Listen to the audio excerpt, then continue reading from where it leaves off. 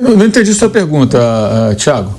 Flávio Prado, o Corinthians, né, mais uma vez tem ali acontecimentos fora de campo que geram repercussão. Agora mais um, né, que é demitido no Corinthians. Vários abandonaram o barco. O Corinthians informou nessa segunda-feira a saída da médica, da chefe do departamento médico do clube, Ana Carolina Ramos, né, que deixa o departamento médico do Corinthians. E segundo informações da ESPN, existe um desgaste entre o departamento de futebol e o departamento médico do Corinthians, algo que existe desde que o Ramon Dias estava no comando. Flávio, o que me assusta é que muito se fala da parte de fora do campo do Corinthians, né? Cada vez aparece alguém que sai, alguém que é mandado embora. O Augusto Melo vai ter essa votação do impeachment no dia 26 de maio. E, além de tudo isso, né, o Augusto é muito criticado por não cumprir muitas promessas de campanha.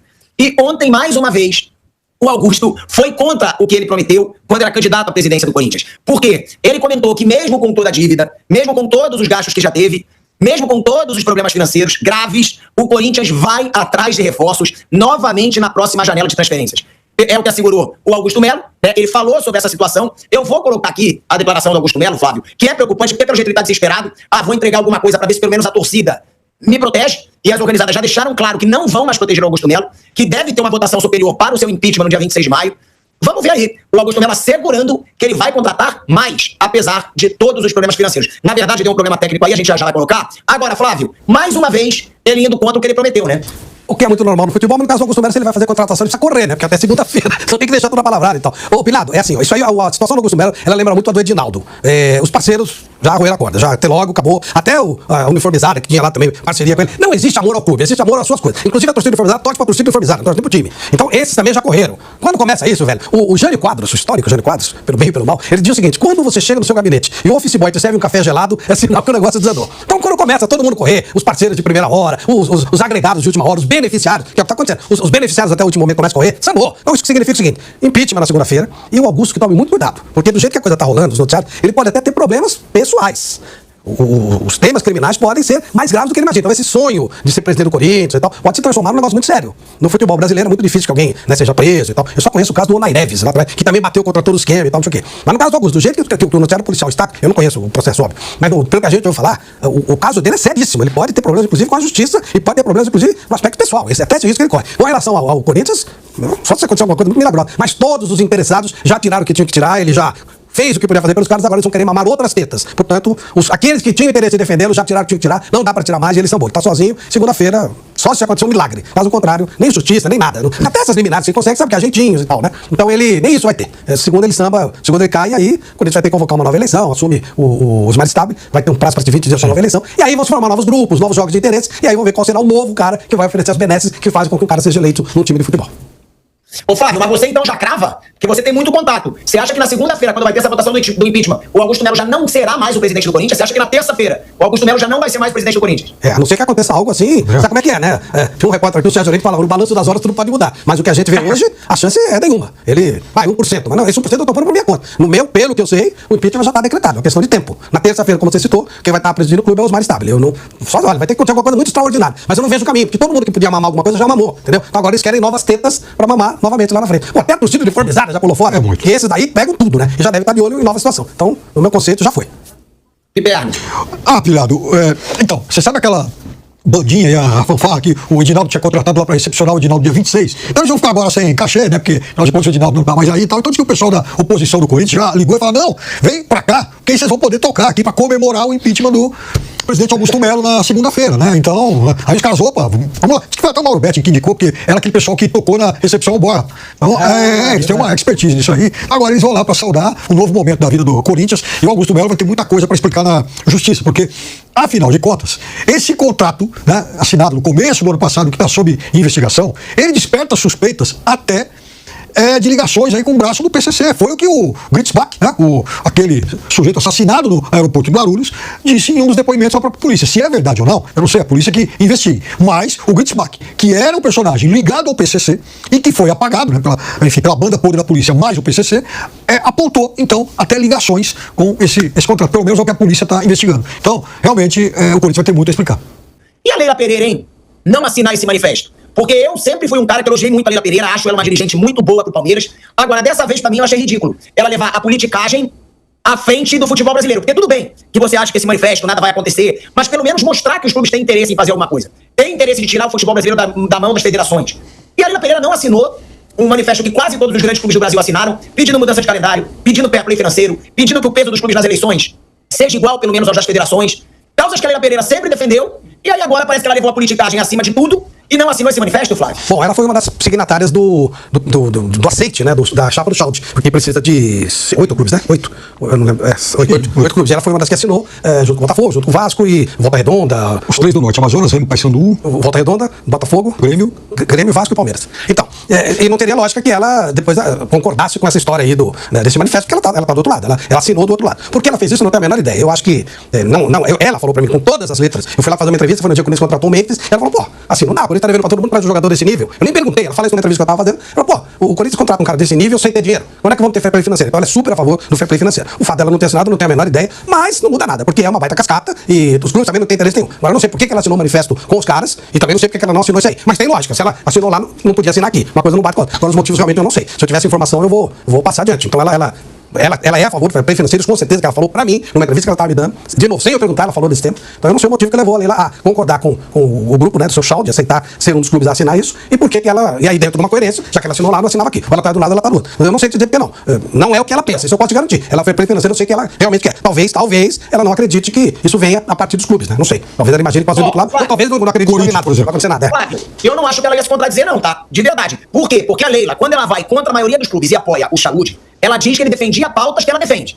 E aí, entre as pautas, era ter uma liga, entre as pautas era o fair play financeiro, foi a justificativa que ela usou para apoiar o Samir Chaud. Aí, quando os clubes fazem um manifesto exigindo do Samir Chaud fair play financeiro, exigindo do Samir Chaud peso dos clubes nas eleições, causas que ela própria disse que ela apoiou o Chaud por isso, aí ela não assina. Então, pra mim, ela tá deixando muito claro que o que interessa pra ela é ser benquista na CBF, é ter força política na CBF, porque ela fez as duas coisas que a CBF iria adorar que ela fizesse. Apoiou o presidente que vai ser eleito, que é a chapa única, e não entrou na exigência dos clubes pelas causas que interessam aos clubes. Eu achei, assim, ridículo ela não assinar esse manifesto. Você tem razão quando você fala dessa situação. Só que, por exemplo, pra mim, já de novo, é uma baita cascata. O Corinthians assinou esse negócio de fair play financeiro? Então. Assinou? É uma pergunta, assinou? Acho que todo mundo entrou, né?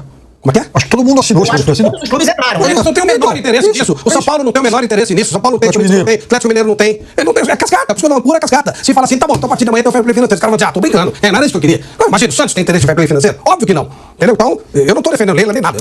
Pra mim é cascata, não tem. E outra coisa também, eu não consigo ver nenhuma vantagem pro Palmeiras com relação à CBF. Se tem um clube que não precisa da CBF, é o Palmeiras. O Palmeiras precisa. Talvez para que os árbitros sejam generosos. Mas os árbitros são incompetentes, eles não conseguem ser generosos ou prejudicar ninguém. Eles são extremamente incompetentes. Então, se tá contando com isso, esquece. Porque os árbitros eles são incompetentes. Né? Então, não sei, realmente eu não consigo. Não posso pensar pela Leila, não consigo. Olha por que eu acho tão gritante. A gente vai colocar na tela um pronunciamento da Leila, tá? No fim de semana, onde ela explica por que ela apoia o Samir Chaud, por que ela foi contra a grande maioria dos clubes e apoiou o Samir Chaud. Dentro desse argumento dela, todas as causas estavam nesse manifesto. Tá aí, ó. Conversei com os 2 candidatos à presidência da CBF. E entendi que as propostas da chapa do Samir Chaud são as melhores para o crescimento do futebol brasileiro. Ele se mostrou comprometido com as pautas que o Palmeiras vem defendendo durante minha gestão, como implementação de fair play financeiro, estava no documento. Redução dos campeonatos estaduais, estava no documento, porque estava falando do calendário. E a criação de uma liga que dê autonomia aos clubes na organização das competições nacionais, estava lá no manifesto. Então não tem por que a Leila não ter assinado esse manifesto, na minha opinião, a não ser para ter força política. A não ser para ser benquista na CBF. É minha opinião. Mas é minha opinião. Os clubes que assinaram a favor do presidente, Saúde, Palmeiras, Botafogo, Grêmio, Vasco, Atlético, que é de Minas Gerais, Paysandu, Remo e Volta Redonda. E foram esses que não assinaram o manifesto. Só esses não assinaram o manifesto. Pilado, mas como uma coisa é cascata, como é tudo cascata. Bom, por exemplo, se o cara já tá falando que ele vai fazer o fair play financeiro, que eu não acredito, e os clubes, por que os clubes fizeram isso aí? Já tá, teoricamente, ele já se comprometeu aqui. Liga, é uma questão, os clubes têm que resolver a liga. A CBF não pode organizar a liga, quem tem que organizar são os clubes. E eles não têm capacidade para fazer isso. Redução de estadual é outra baita cascata. Eles não querem que reduza nada, quer acabar essa porcaria. Mas eles não têm interesse nisso. Eles têm porque tem esquema, tem jogada, tem uma série de situações, eles são comprometidos, eles devem dinheiro para as federações. É muito difícil algum time que não esteja devendo dinheiro para a federação, para alguma coisa. Não, quer dizer, é uma cascataiada só, eles não tem interesse em nada. Os caras vão querer fair play financeiro. Tá louco. Fecha o futebol. Não vai ter 20 times para disputar o campeonato do ano que vem. Não vai ter 15. Talvez não tenha 10. Não tem. Os caras não têm interesse em outro fair play financeiro. Cascata pura, conversa mole. Eles querem o caos. E agora, concordo, a Leila, ela assinou lá. As ideias só não podia ter assinado aqui. Mas, enfim, não muda nada. Cascata total. O garoto propaganda desse documento aí vai ser o Augusto Melo. E o presidente do Cuiabá, eles vão tirar foto juntos. Mauro, só encerrando o assunto. Você acha que a Leila se contradisse porque ela disse que apoiou o Samir Chaud por causa de certas causas e no manifesto que os clubes exigem essas causas do novo presidente da CBF, ela não assinou. E outra, os clubes realmente, aqueles que são muito, né, grandes no futebol brasileiro, que não votaram, que não assinaram o manifesto, Palmeiras, Vasco, Botafogo, eu acho que é isso, né? Palmeiras, Vasco e Botafogo, Mauro César Grêmio. Pereira. Ah, e o Grêmio? E o Grêmio? Eu não entendi sua pergunta, Thiago. Apoiou o Saúde. Se você Por acha causa que de a fair Leila, play financeiro. ela disse que por causa do calendário e por causa... Teve uma outra causa que ela falou também.